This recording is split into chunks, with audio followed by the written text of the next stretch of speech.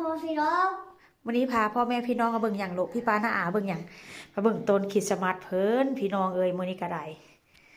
มื้อนี้ก็ตกแต่งแล้วเรียบร้อยแล้วเมื่อกี้นี่ได้ค่อนข้างจะอันนั้นหน่อยนึงพี่น้องมายุมายะหลายเติบแล้วก็มื้อนี้ก็ใส่เครื่องเล่นนำอันนี้ก็เป็นรูปเพิ่นกับรูปเอื้อยเพิ่นแต่ตอนยังน้อยแล้วก็ค่อนข้างจะใส่แบบว่าอันเครื่องเล่นเพิ่นนำได้นี่ได้จี้ไปใส่เครื่องเล่นเพิ่น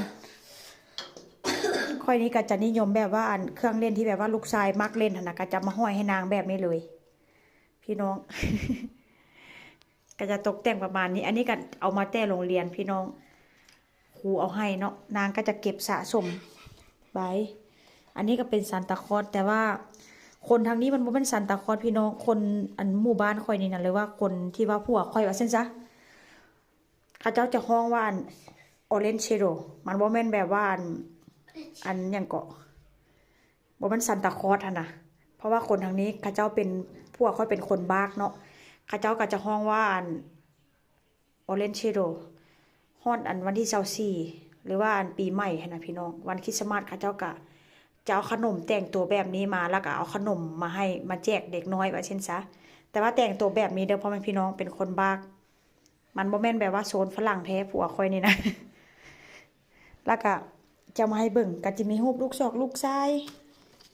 เอามาแต่โรงเรียนคือกันอันนี้ก็ได้อันนี้ก็มาแต่โรงเรียนพี่น้องอันนี้ก็อันเป็นป้ายห้อยคอเพิ่นโรงเรียนเอาให้อายุเพิ่นครบ4 ปีนางก็เก็บมาเมิดได้สุดหล่อนี่ได้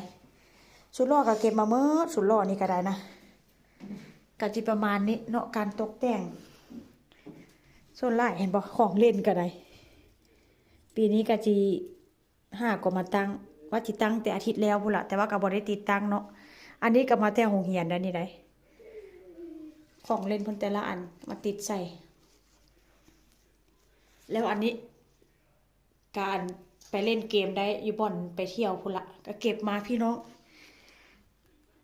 การตกแต่งแบบต้นคริสต์มาสนี่ก็ค่อนข้างจะแตกต่างจากบ้านอื่นเด้อบ้านอื่นก็จิบ่อายุอัญญะจิบ่หลายปานนี้แต่ว่า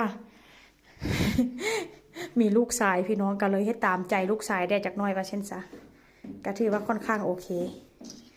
มีตัวกวงธรรมดานี่แม่กับโบอยากได้ตกแต่งแบบนี้แต่ว่าตกแต่งนี่ทันมีลูกชายลูกสาวก็จิตกแต่งแบบนี้ล่ะลูกสาวอันนี้ก็ซื้อมาได้ลูกสาวนี่ก็ได้เอาเงินให้ลูกสาวก็ไปซื้อมาพี่น้องลูกสาวมักแบบไรก็ไปซื้อมาว่าเช่นซะนี่ล่ะแล้วก็มีออเรนจ์เชโดนี่